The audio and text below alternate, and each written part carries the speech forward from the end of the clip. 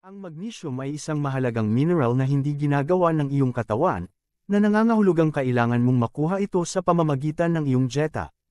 Kailangan ng magnesium para sa mga kritikal na function gaya ng regulasyon ng asukal sa dugo, pag-urong ng kalamnan, paggana ng nerve, pagpapanatili ng presyon ng dugo, at synthesis ng DNA kaya mahalagang kunin ang pinakamainam na dami ng nutrient na ito araw-araw. Kahit na ang magnesium ay matatagpuan sa iba't ibang pagkain, tulad ng beans, gulay, at buto, ang mga dieta ng karamihan sa mga tao ay masyadong mababa sa magnesium, na maaaring negatibong makaapekto sa kalusugan sa maraming paraan. Ang pagkuha ng magnesium supplement ay isang madaling paraan upang madagdagan ang iyong paggamit ng mahalagang mineral na ito.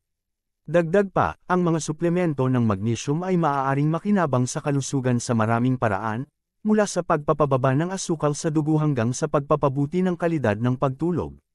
Narito ang lahat ng kailangan mong malaman tungkol sa mga suplemento ng magnesium, kabilang ang mga potensyal na benepisyo ng mga ito sa kalusugan, mga posibleng epekto, at kung paano ligtas na gumamit ng mga suplemento ng magnesium. Mga benepisyo ng magnesium. Ang iyong katawan ay nangangailangan ng tuloy-tuloy na supply ng magnesium upang manatiling malusog at may sigawa ang mahahalagang tungkulin. Ang mga suplemento ng magnesium ay maaaring maging isang kapaki-pakinabang na paraan upang madagdagan ang paggamit ng magnesium para sa mga taong hindi nakakakuha ng sapat na magnesium sa pamamagitan ng kanilang dieta. Ang pagkuha ng dagdag na magnesium sa pamamagitan ng mga pandagdag sa pandieta ay naiugnay din sa ilang mga benepisyo sa kalusugan. Nagtataguyod ng malusog na regulasyon ng asukal sa dugo. Ang magnesium ay kinakailangan para sa metabolismo ng carbohydrate at pagtatago ng insulin. Kaya naman ang pagpapanatili ng pinakamainam na antas ng magnesium ay mahalaga para sa malusog na regulasyon ng asukal sa dugo. Ang mga taong may prediabetes at diabetes ay mas malamang na magkaroon ng mababang antas ng magnesium dahil sa pagtaas ng paglabas ng magnesium sa ihi na dulot ng mataas na asukal sa dugo. Upang mapanatili ang pinakamainam na antas ng magnesium, ang mga taong may diabetes ay maaaring mangailangan ng mga suplementong magnesium. Ipinapakita ng mga pag-aaral na ang mga taong may parehong type 1 at type 2 na diabetes na may mas mataas na antas ng magnesium sa dugo ay may posibilidad na magkaroon ng mas mahusay na kontrol sa asukal sa dugo kaysa sa mga taong may mas mababang antas ng magnesium. Maaaring bawasan nito ang stress at pahusayin ang mga sintomas ng pagkabalisa at depresyon. May mahalagang papel ang magnesio sa pagtugon sa stress ng iyong katawan. Kung hindi ka kumukuha ng sapat na magnesio, maaari itong makaapekto sa iyong kakayahang harapin ang stress. Sa katunayan, ipinapakita ng pananaliksik na ang mga taong madalas na na-stress ay may mas mababang antas ng magnesio sa dugo kumpara sa mga taong hindi karaniwang na-stress. Higit pa rito, maaaring makatulong ang mga suplementong magnesium para sa pagpapabuti ng mga sintomas ng karaniwang kondisyon ng kalusugan ng isip tulad ng pagkabalisa at depresyon. Nakakatulong ito sa pagpapanatili sa malusog na buto. Ang iyong mga buto ay naglalaman ng hanggang 60% ng kabuuang magnesium na nakaimbak sa iyong katawan. Kung hindi ka kumukuha ng sapat na magnesium, pinipigilan nito ang aktibidad ng mga sel na bumubuo ng tisyo ng buto na tinatawag na osteoblast habang pinapataas ang pagkilos ng mga osteoclast, na mga sel na nagbabagsak ng buto. Kailangan din ang magnesium para sa pagsipsip at metabolismo ng bitamina D, isang nutrient na mahalaga para sa kalusugan ng skeletal. Ang mga taong may mababang antas ng magnesium sa dugo ay nasa mas mataas na panganib na magkaroon ng mga sakit sa buto tulad ng osteopenia at osteoporosis. Sa kabutihang palad, ipinakita ng mga pag-aaral na ang mga suplemento ng magnesium ay epektibo para sa pagpapabuti ng density ng mineral ng buto at pagpapababa ng panganib ng bali. Maaaring pahusayin nito ang ilang sakit ng ulo. Ang magnesium ay kinakailangan para sa wastong paggana ng nerbiyos at tumutulong din sa pag-regulate ng pamamaga at pagpapabuti ng daloy ng dugo sa utak.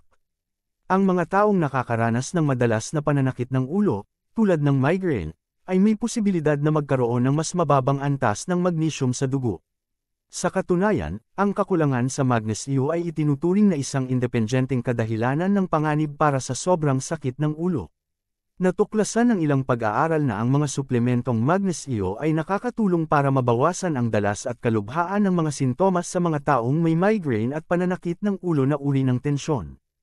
Ayon sa isang 2022 na pagsusuri, ang mga suplemento ng magnesium ay maaaring maging epektibo para sa pagbabawas ng dalas ng pag-atake ng migraine, at pagbabawas ng gastos at mga side effect ng tradisyonal na paggamot sa migraine tulad ng mga gamot.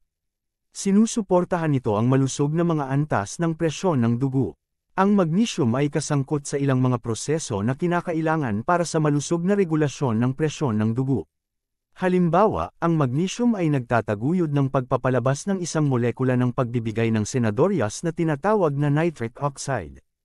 Ang nitric oxide ay nakakatulong sa pagre-relax ng mga daluyan ng dugo, na mahalaga para sa pagpapanatili ng malusog na mga antas ng presyon ng dugo. Ang pagkuha ng pinakamainam na halaga ng magnesium sa pamamagitan ng iyong dieta ay maaaring makatulong na mabawasan ang iyong panganib na magkaroon ng mataas na presyon ng dugo. Ipinakikita ng mga pag-aaral na ang pag-inom ng mga suplemento ng magnesium ay maaaring makatulong na mabawasan ang parehong systolic at diastolic na presyon ng dugo sa mga taong may mataas na presyon ng dugo.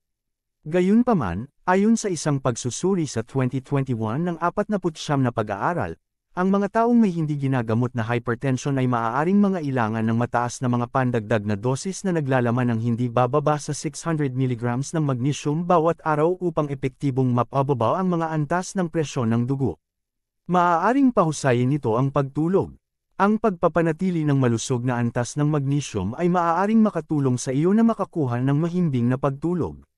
Ang magnesium ay nagbubuklod sa ilang mga receptors sa mga central nervous stems at pinapagana ang GABA, isa sa mga pangunahing neurotransmitter na responsable para sa regulasyon ng pagtulog. Ang ilang mga pag-aaral ay nagpapakita na ang mga suplementong magnesio ay maaaring makatulong sa mga tao na makatulog ng mas mabilis at manatiling tulog ng mas matagal. Nalaman din ng isang pagsusuri sa 2022 na ang mga taong may pinakamataas na paggamit ng magnesium, kabilang ang parehong mga pandagdag sa magnesium at magnesium sa panceta, ang pinakamalamang na nakakatugon sa mga rekomendasyon sa pagtulog ng National Sleep Foundation na 7 hanggang 9 na oras bawat gabi. Magandang pinagmumulan ng magnesium. Ang magnesio ay puro sa isang bilang ng mga pagkain, kabilang ang mga mani, gulay, buto, at beans. Narito ang ilan sa mga pinakamahusay na mapagkukunan ng panceta ng magnesium. Spinach, 156 mg bawat lutong tasa, o 37% ng pang-araw-araw na halaga, DV. Pumpkin seeds, 156 mg kada onsa, o 37% ng DV. Swiss chard, 150 mg bawat lutong tasa, o 36% ng DV. Dark chocolate 70 hanggang 85% cacao solids, 129 mg bawat 2 ounce na serving, o 31% ng DV. Chia seeds, 111 mg bawat onsa, o 29% ng DV. Black beans, 120 mg bawat tasa, o 28% ng DV. Almond, 80 mg bawat onsa, o 19% ng DV. Ang pinakamahusay na paraan upang matiyak na nakakakuha ka ng maraming magnesium araw-araw ay ang pagsunod sa isang masustansyang dieta na mataas sa mga pagkaing halaman at limitahan ang iyong paggamit ng mga pagkaing mababa sa magnesium, tulad ng mga ultra-processed na merienda na pagkain. Bagamat medyo ligtas ang mga suplemento ng magnesium, posibleng lumampas ito. Halimbawa, ang sobrang pag-inom ng supplemental magnesium ay maaaring magdulot ng maliliit na epekto tulad ng pagtatae at pananakit ng tiyan. Ang pagkuha ng napakataas na dosis ng magnesium ay maaaring humantong sa isang mapanganib na kondisyon na tinatawag na magnesium toxicity, na nangyayari kapag ang mga antas ng dugo ng magnesium ay lumampas sa 1.74 hanggang 2.61 mol/L. Ang toxicity ng magnesium ay bihira at kadalasang nauugnay sa hindi sinasadyang labis na dosis ng mga produktong naglalaman ng magnesium tulad ng mga antacid at laxative. Ang pagkalason sa magnesium ay maaaring magdulot ng mga sintomas tulad ng mababang presyon ng dugo at hindi regular na tibok ng puso at maaaring nakamamatay. Dahil posibleng kumuha ng masyadong maraming magnesium mula sa mga supplement, ang Food and Nutrition Board, FNB, ay nagtatag ng Tolerable Upper Intake Level, UL, para sa magnesium, na kasalukuyang nakatakda sa 350 mg bawat araw. Ang UL ay ang maximum na pang-araw-araw na paggamit ng isang nutrient na malamang na hindi magdulot ng pinsala. Tandaan na ang UL ay nalalapat lamang sa pandagdag na magnesyo. Kahit na ang mga pag-aaral ay nagpapakita na ang magnesium ay maaaring ligtas na kunin sa mga dosis na mas mataas sa 350 mg bawat araw, hindi ka dapat uminom ng higit sa UL maliban kung ito ay inirerekomenda ng isang medikal na propesyonal para sa isang partikular na dahilan. Mga side effect ng magnesium. Kapag kinuha sa naaangkop na mga dosis, ang mga suplemento ng magnesium ay hindi karaniwang nauugnay sa maraming mga side effect. Gayunpaman, ang mataas na dosis ng magnesium ay maaaring humantong sa ilang mga side effect, na pangunahing nakakaapekto sa gastrointestinal system. Ang ilang uri ng magnesium, kabilang ang magnesium oxide at magnesium chloride, ay mas malamang na magdulot ng mga side effect kaysa sa iba. Narito ang ilan sa mga pinakakaraniwang epekto na nauugnay sa mga suplemento ng magnesyo. Pagtatae, pagduduwal, banayad na pananakit ng tiyan. Kung nakakaranas ka ng gastrointestinal side effect pagkatapos kumuha ng magnesium supplement, maaaring makatulong ang pagpapalit ng form ng magnesium na iniinom mo o pagbabawas ng doses.